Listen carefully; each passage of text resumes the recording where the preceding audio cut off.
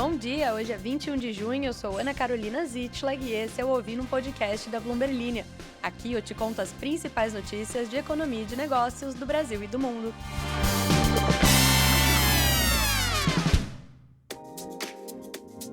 Bom dia, queridas e queridos ouvintes. Agora sim, ela chegou sexta-feira. Ontem eu tinha gravado toda a introdução pensando que era sexta-feira, mas não era quinta. Agora é sexta de verdade. E com a sexta-feira, também chegou aí uma nova rodada de notícias para você entrar com o pé direito no final de semana. A primeira é que a BP comprou uma fatia da Bunge e assumiu o controle de uma joint venture de etanol por 1,4 bilhão de dólares. Te explico tudo sobre esta negociação. Também vamos falar sobre como a Vale está prevendo gastar até 3,3 bilhões de dólares para ampliar a produção de cobre e níquel. E ainda vamos falar sobre como o Brasil voltou a ofertar títulos sustentáveis no mercado global, segundo fontes da Bloomberg News. É isso mesmo que você entendeu, ouvinte mais assíduo. Hoje a gente vai fazer um batidão por notícias para te deixar tranquilinho aí para começar o seu final de semana, sem aprofundar, somente superficialidades, que já são notícias muito importantes aí para você. Não esqueça de se inscrever na Bloomberg Linha, no podcast. Não esqueça de seguir a gente em todas as redes sociais. E é isso. E vamos às notícias. A BP concordou em assumir o controle total da sua joint venture brasileira de etanol com a gigante do agronegócio Bunge, enquanto a empresa reduz os investimentos em alguns novos projetos de biocombustíveis nos Estados Unidos e na Europa. A aquisição da fatia de 50% da BP Bunge Bioenergia, como é conhecida a joint venture, dará à BP a capacidade de produzir cerca de 50 mil barris por dia de etanol de cana-de-açúcar, segundo a empresa sediada em Londres, em um comunicado na quinta-feira. A participação adquirida tem o valor de quase 1,4 bilhão de dólares. Enquanto isso, a empresa disse que interrompeu os planos de investimento em diesel renovável e combustível de aviação mais limpo, enquanto busca simplificar seu portfólio e focar em, abre aspas, valor e retornos. Fecha aspas. A BP não continuará com os planos de unidades de produção de biocombustíveis autônomas em sua refinaria Cherry Point, nos Estados Unidos, e em sua planta em Lingen, na Alemanha, segundo um porta-voz. Este acordo com a Bunge, que vai dar à BP o controle total sobre 11 usinas de cana-de-açúcar, vai expandir a capacidade da empresa britânica de aproveitar o potencial para a produção de biocombustíveis avançados no Brasil. O etanol de cana-de-açúcar, que tipicamente tem uma pegada de carbono menor do que o etanol feito de milho nos Estados Unidos, é visto como um insumo-chave para o chamado combustível de aviação sustentável, a principal aposta para descarbonizar o transporte aéreo. A transação parece ter uma valorização razoável e deve ajudar a garantir a meta de ganhos da BP para 2025 em seu negócio de bioenergia. Quem disse isso foi Biraj Borkhataria, que é analista da RBC Capital Markets, por e-mail em entrevista à Bloomberg News. Essa decisão de interromper os projetos de biocombustíveis nos Estados Unidos provavelmente reflete preocupações sobre o aumento do excesso de capacidade e uma consequência queda no preço dos créditos de combustível renovável do país. A Boeing, tô com Boeing na cabeça, fico fazendo coisas sobre a Boeing, a Bunge, há muito tempo busca se desfazer dessa joint venture brasileira. O CEO, Greg Heckman, disse em 2020 que a venda da participação para a BP era uma possibilidade. Essa indústria de cana-de-açúcar no Brasil tem enfrentado dificuldades com lucros fracos no negócio de etanol, à medida que a demanda fraca e o excesso de oferta deprimiram os preços no mercado local. O acordo, que a Bunge disse que deve render receitas líquidas próximas de 800 milhões de dólares, vem em um momento em que a Trading de Commodities busca concluir a sua aquisição de 8,2 bilhões de dólares da Viterra, apoiada pela Glencore, que foi anunciada há um ano. A Vale planeja gastar até 3,3 bilhões de dólares em melhorias em suas operações de mineração no Brasil e no Canadá, para aumentar a capacidade de produção de cobre e níquel nos próximos 4 anos. A gigante de mineração avalia que há potencial para expandir a capacidade de produção para cerca de 500 mil toneladas de cobre até 2028, principalmente por meio de melhorias em suas minas de Salobo e Sossego no Brasil. Sossego, isso mesmo, conforme estimativas mais recentes de sua unidade de metais básicos, que são fundamentais para a transição energética.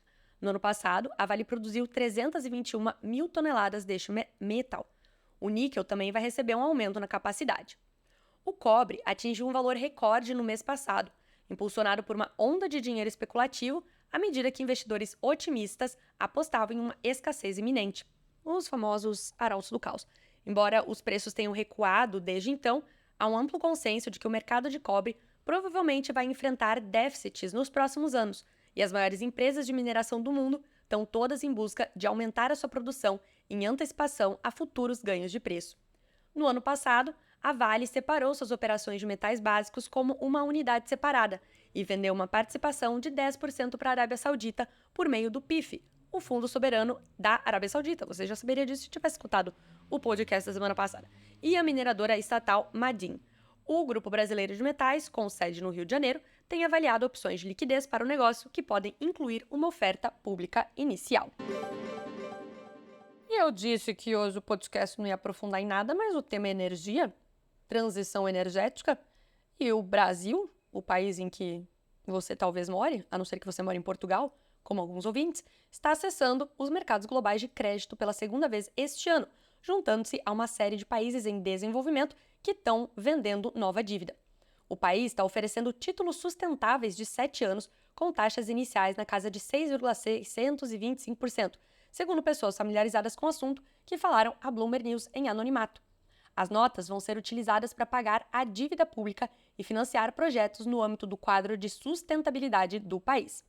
Essa emissão acontece durante um momento tumultuado para os mercados brasileiros, que estão em turbulência depois que o presidente Luiz Inácio Lula da Silva deixou claro que não está considerando cortes de gastos para enfrentar as crescentes preocupações fiscais.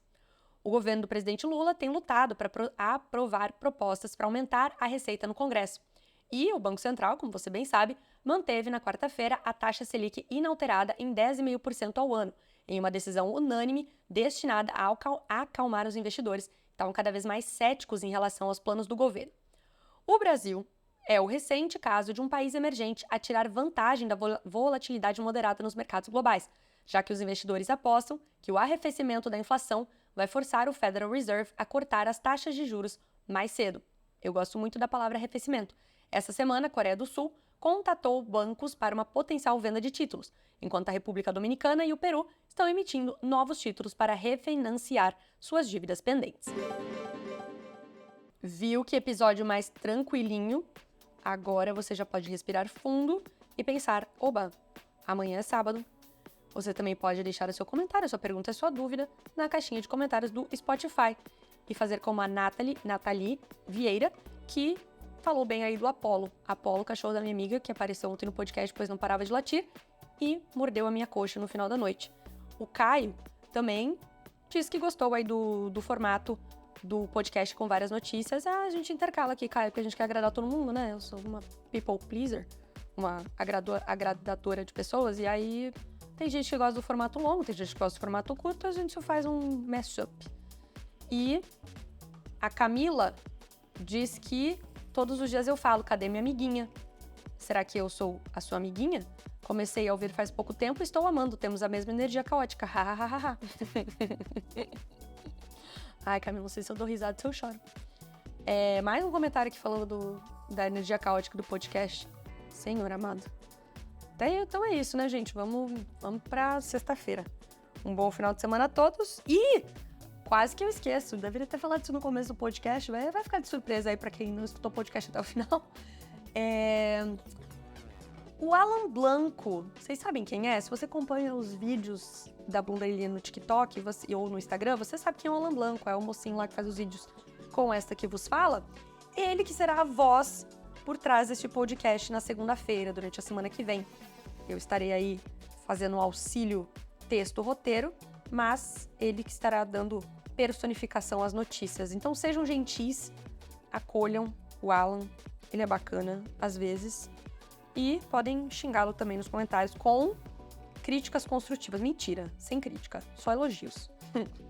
Tá bom, gente? Então a gente se fala na outra semana, mas eu estarei aí tal qual um fantasma observando todos vocês e todo esse desenrolar. Grande abraço e até semana que vem na outra. Tchau!